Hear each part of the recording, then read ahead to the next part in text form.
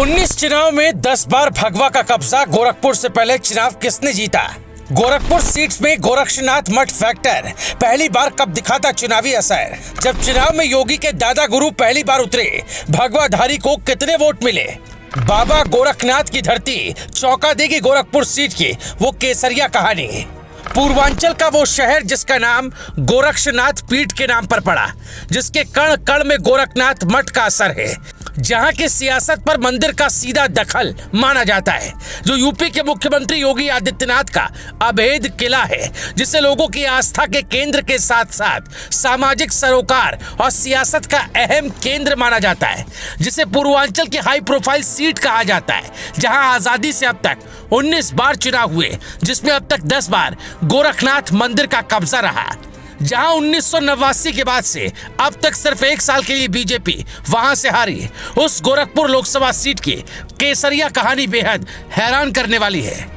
गोरखपुर से योगी आदित्यनाथ सांसद रहे हैं। उससे पहले उनके गुरु महंत अवैधनाथ सांसद थे।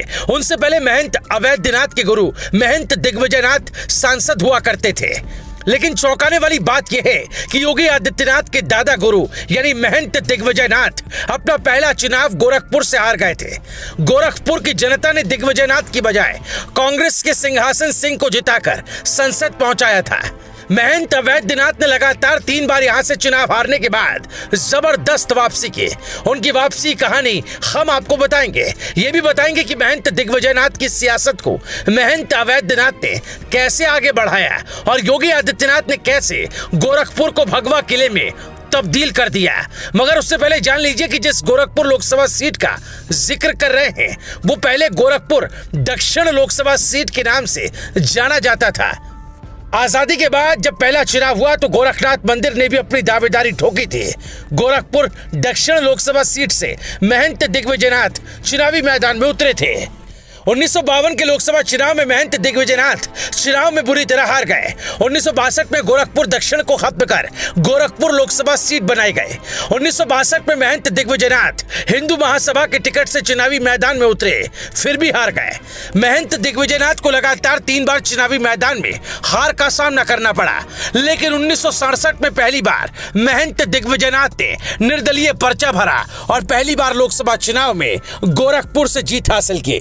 इस चुनाव में महंत दिग्विजयनाथ निर्दलीय उम्मीदवार के रूप में चुनावी मैदान में उतरे और कांग्रेस के प्रत्याशी को पटखनी देते हुए विजयश्री हासिल कर ली।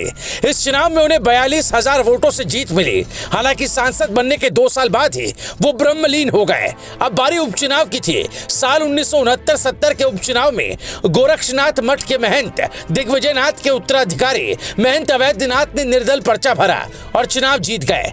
इस सीट पर एक बार फिर दोबारा मठ का परचम लहराया। लेकिन इसके अगले चुनाव में साल 1971 में कांग्रेस ने यह सीट फिर से कब्जे में ले ली।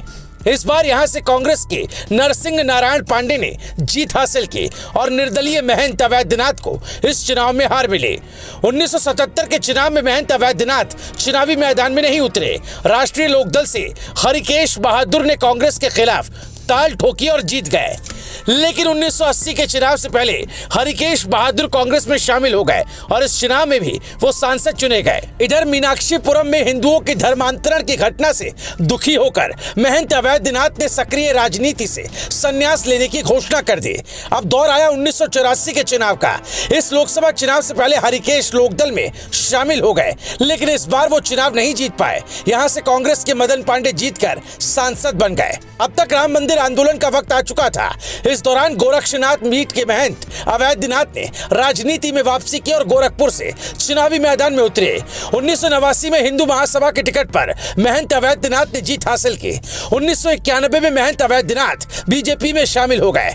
इसके बाद 1998 तक महंत अवैधनाथ गोरखपुर से सांसद रहे।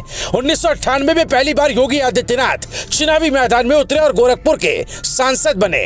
तब से लेकर 2017 तक यानी मुख्यमंत्री बनने तक योगी आदित्यनाथ गोरखपुर के सांसद रहे।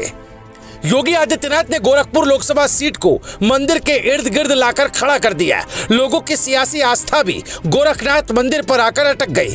हालांकि योगी के संसदीय कुर्सी छोड़ने के बाद जब 2018 में उपचुनाव हुए तो बीजेपी अचानक हार गई, लेकिन अगले साल जब चुनाव हुआ तो फिर से बीजेपी ने जबरदस्त वापसी की और रवि किशन को गोरखपुर की जनता ने चुनकर लोकसभा भेजा। Bureau report, news live TV.